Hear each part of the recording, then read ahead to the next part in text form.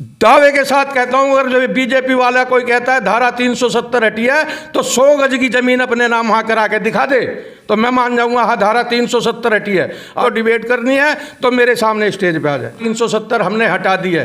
धारा 370 हटाने का कोई प्रोसीजर तो होगा, कोई प्रूफ तो होगा, हमें बताए ना कैसे धारा 370 हटती है, 70 हटी है। ये तो हमें झूठ, इस पब्लिक को झूठ भगाया जा रहा है। जब तक दोनों संविधानों से धारा 370 नहीं हटेगी तब तक वो हट नहीं सकती।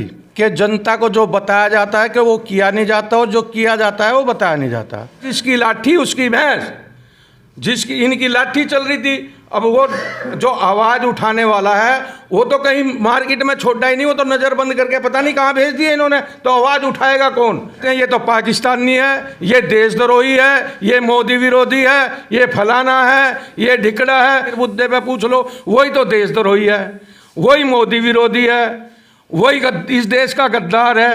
52 साल तक आरएसएस के अपने ऑफिस पे झंडा नहीं फहराने, तिरंगा झंडा नहीं लगाने दिया। ये इतने बड़े देशभक्त हैं। ना लाता ना मोदी खेती करके लाता। कांग्रेस के ज़माने में 5% टैक्स था चीज़ों पे, आज 18% की जीएसटी ली जाती है, 4 गुना टैक्स हो गया। जनता के टैक्स पे ही तो ये मौज ले रहे हैं। ये कौन सा कमा के लाते हैं? तो ये मीडिया है ना, 80 चैनल इनके बीजेपी वालों के खुद के हैं। कब तक तो मोदी मोदी गाएगा, कब तक? और मैं आपके साथ शाहिद खान।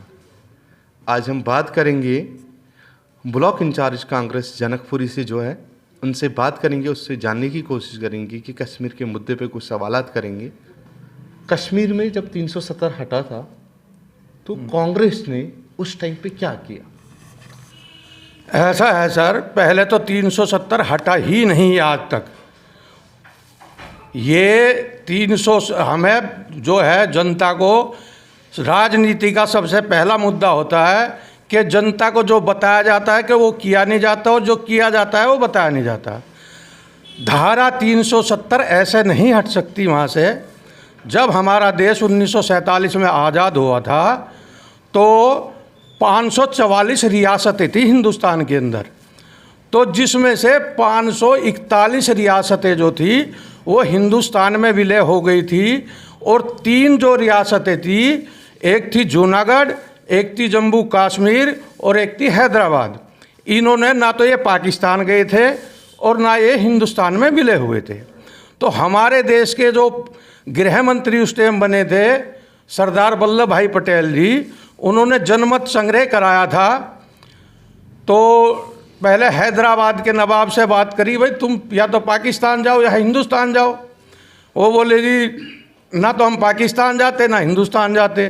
तो जनमत संग्रह हुआ, उसमें से 5% आदमी पाकिस्तान जाना चाहते थे, 95% आदमी हिंदुस्तान रहना चाहते थे।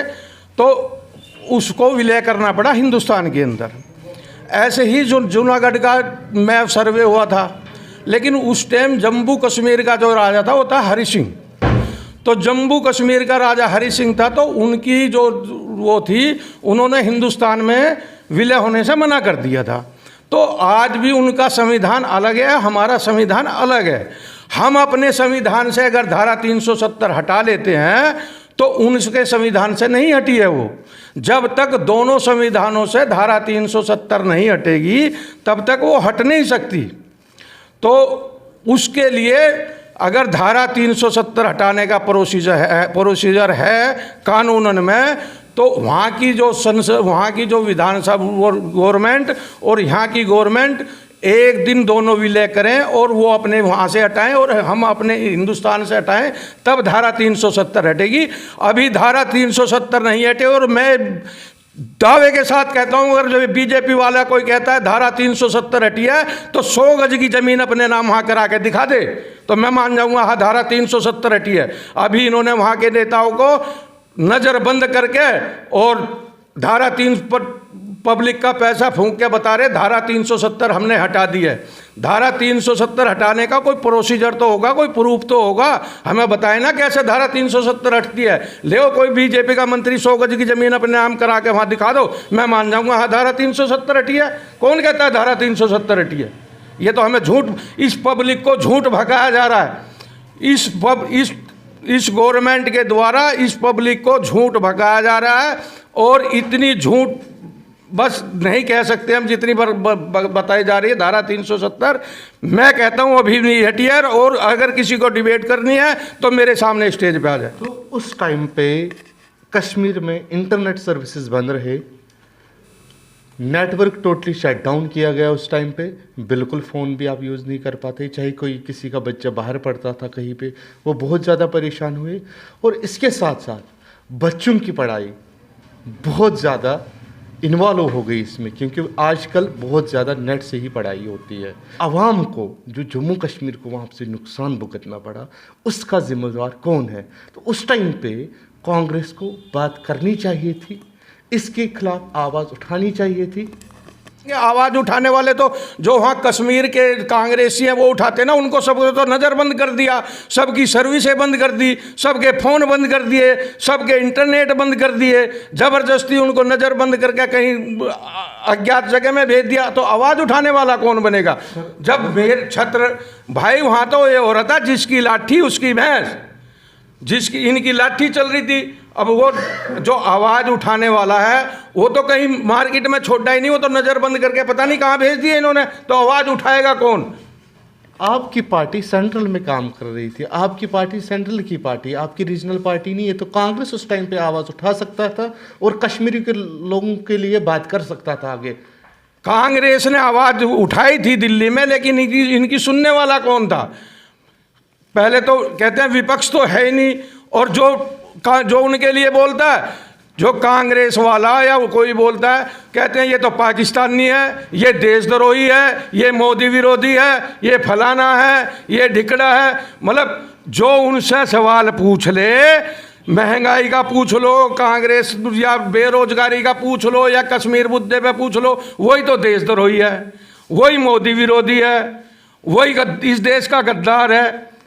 ये प्लेम इन्होंने लगाने हैं सबको, इसलिए अब मुकदमे तक बना दिए, लोगों के ऊपर FIR करके बंद कर दिए। तो अगर ऐसे ही चलता रहा, लोगों को आतंकवादी कहा, देशद्रोही कहा, फिर हर कोई आतंकवादी है यहाँ पे, फिर हर कोई देशद्रोही है, तो फिर किसको हम बताएंगे? फिर सिर्फ बीजेपी यहाँ पे है जो देश को प्यार देती है और देश के लिए जान दे सकती है।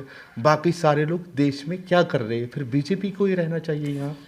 फर्जी देशभक्ति का पाठ लोगों को पढ़ा के, ये जो देशभक्ति का पाठ पढ़ाते हैं ना इस देश हमें, और देशभक्ति का पाठ पढ़ा के लाइनों में लगा दिया, नोटबंदी कर दी, फलाना। इन्होंने 52 साल तक RSS के अपने ऑफिस पे झंडा नहीं फहराने, तिरंगा झंडा नहीं लगाने दिया। ये इतने बड़े देशभक्त हैं।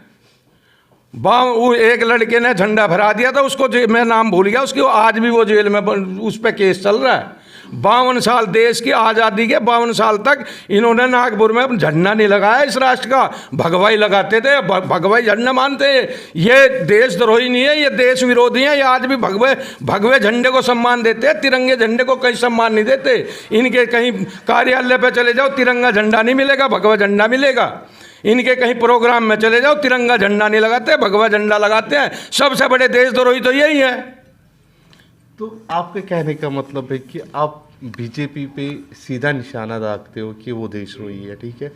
तो कांग्रेस ने अभी हाल ही में अगर पंजाब चंडीगढ़ की बात करी, वहाँ से आपने काउंसलर मेयर कोई और बना है, कांग्रेस का नहीं बना। तो अगर आपकी पार्टी फील्ड में इतना अच्छा काम कर रही है, ग्राउंड लेवल पे इतना अच्छा काम कर रही है, फिर चंडीगढ़ में आपने इलेक्शन हारा क्यों? ये तो पब्लिक का एक रुझान होता है। अब आप दिल्ली में ही कहो कि दिल्ली में रुझान क्यों आ रहा था? दिल्ली में कांग्रेस ने 15 साल राज किया था, लेकिन अगर एक देसी भाषा में बताऊं तो शाही पनीर आप रोज नहीं खा सकते। आया केजरीवाल आया, मैं फ्री ये दूंगा, मैं फ्री वो दूंगा, मैं फ्री दूंगा, जितनी वोट थी वो सारी कांग्रेस की ख़त्म करके वो जीत गया। ऐसे ही वहाँ किसी जो नेता था, मुझे चंडीगढ़ में वहाँ भी किसी ने अपना जनाधार बनाया होगा। आजकल जनता को हमें इतना निकम्मा बना दिया इन गवर्नमेंटों ने फ्री के चक्कर में कि आदमी को ये गवर्नमेंट जो 6 साल से इस देश में गवर्नमेंट चल रही है, ये आदमी को निकम्मा और कमज़ोर बनाने की जा रही है। गुरु चाणक्य ने 5,500 साल पहले शास्त्र में लिखा था कि अगर किसी बंदे को 10 रुपये की ज़रूरत हो तो उसकी 10 रुपये की हेल्प मत करना, उसको 10 रुपये कमाने का हुनर बता देना, पता नहीं वो ज़िंदगी में कितनी बार 10 रुपये कमाएगा। और यही फ्री में दे गए 2 रुपये किलो राशन, फलाना ये फ्री राशन, बिजली फ्री दे गए, हमें निकम्मा कर दिया। 2 साल तक इस कोरोना के चक्कर में बच्चों के स्कूल बंद करके वे पढ़ाई सब छोड़ दिए। ये गवर्नमेंट इस देश को अनपढ़ और निकम्मा बेरोजगार बनाने पर तुली है और कुछ नहीं। केजरीवाल साहब का दावा ये है कि अपने 15 साल हुकूमत की दिल्ली में बोल रहे हैं कि आजकल दिल्ली के स्कूल देखने के लिए विदेश से लोग आ रहे हैं। दिल्ली का स्कूल का इंफ्रास्ट्रक्चर इतने अच्छे स्कूल बनाए और दिल्ली में केजरीवाल जी ने काम भी किया है, बिजली फ्री दी है, पानी फ्री दिया है, तो लोग उससे बहुत ज़्यादा खुश हैं। राजधानी दिल्ली में अगर कोई रेंट पे रह रहा है और किसी का घर है और 200 यूनिट जब गरीब को फ्री मिलते हैं वो बहुत ज़्यादा खुश हो जाता है। मगर इस बरक्स कांग्रेस ने 15 साल हुकूमत करने के बाद भी कभी भी कुछ चीज़ फ्री नहीं दे पाई। ऐसा है सर, फ्री कोई नहीं देता। केजरीवाल कोई खेती करके ना लाता, ना मोदी खेती करके लाता। कांग्रेस के ज़माने में 5% टैक्स था चीज़ों पे, आज 18% की जीएसटी ली जाती है। 4 गुना टैक्स हो गया। जब 4 गुना हम हर चीज़ पे टैक्स दे रहे हैं और वो जनता को अगर 10-5% उसमें तो फ्री दे भी रहे तो वो अपने घर से ला के दे रहे हैं। वो तो बीजेपी ने किया ना। ये तो हम वो तो अरविंद केजरीवाल है, वो तो बीजेपी ने टैक्स लगाया। वो तो टैक्स तो सेंट्रल गवर्नमेंट, राज्य गवर्नमेंट को भी जा रहा है, सेंट्रल गवर्नमेंट को थोड़ा ही जाता है, सारी गवर्नमेंटों को जा रहा है मेरे भाई वो तो टैक्स। तो जब हम 4 गुना टैक्स हमसे लेके और हमें अगर 5% फ्री भी दे रहे तो हमें फ्री कहाँ से दे रहे हैं? है तो हमारे ही, तो हमारे इस जनता के टैक्स पे ही तो ये मौज ले रहे हैं। ये कौन सा कमा के लाते हैं? ये तो अपनी तनख्वाह तो इन्होंने 25,000 से 2.5 लाख रुपए कर ली। और ये 2.5 लाख रुपए इनकी तनख्वाह कौन देता है? हम जनता ही तो देती है, और कौन देता है?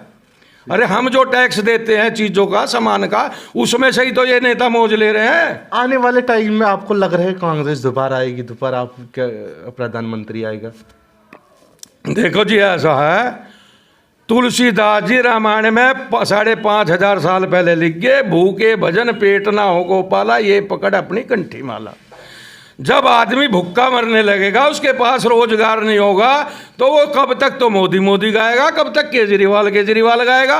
वो अपने आप ही बदल देगा, अपने आप ही वो उसका मूड बदल जाएगा। फिर जहाँ उसे रोजगार मिलेगा, जहाँ सब कुछ चीज़ सुविधा मिलेगी, फिर अपने आप। ये तो जनता के मूड के ऊपर है। जब जनता का मूड बदलेगा तो कांग्रेस अपने आप आ जाएगी। जनता के मूड के ऊपर नहीं है, जब जनता के साथ अच्छा होगा वो वहीं जाएगी। हाँ। जनता को चुनना है, जनता को चुनना है अपने लिए लीडर। जब वो लीडर उनके लिए काम करेगा तब जाके जनता किसी को प्रधानमंत्री सीएम बनाती है। तो काम हो कहाँ रहा मेरे भाई? बताओ ना, कितनी इस 6 साल में कितनी नौकरी लगी है? 2 करोड़ नौकरी देने का वादा किया था। 2 लाख रुपए, 2 लाख नौकरी भी साल में बताओ ये लगी है किसी को? जब रोजगार नहीं मिलेंगे किसी को तो लोग बाग भूखे मरेंगे, तो अपने आप ही बदल लेंगे नेता को, अपने आप ही गवर्नमेंट को बदल लेंगे। तो आप ये चाहते हो जब तक लोगों को ये पता ना चले बीजेपी हमारे साथ क्या कर रही है, उसके बाद दोबारा कांग्रेस आएगी। आप इस मुद्दे पे नहीं आ रहे हो कि हम ग्राउंड लेवल पे काम करेंगे और हम जीत के दिखाएंगे? ग्राउंड लेवल पे तो काम कर ही रहे हैं ना, खूब कर रहे हैं। कांग्रेस जिंदा होगी और होएगी। पिछले चुनाव में भी कांग्रेस ने बढ़त ली थी और इस चुनाव में भी बढ़त लेगी और इस चुनाव में सीट भी आएंगी। तो मगर लोग मोदी जी दोबारा कर रहे हैं। अगर आप ग्राउंड लेवल पे काम करें तो मोदी क्यों हो रहा है ज़्यादा? चाहे आप सोशल मीडिया देखो, चाहे आप न्यूज़ चैनल। ऐसा है सर, जो ये मीडिया है ना, 80 चैनल इनके बीजेपी वालों के खुद के हैं। वो कांग्रेस जो ग्राउंड लेवल पे काम करती है उसको नहीं दिखाते। और मोदी कुछ भी करे या बीजेपी वाला कहीं कुछ भी करे, उसी को चलाते हैं बस। ये और किसी कांग्रेस का नहीं और किसी का भी नहीं चलाते।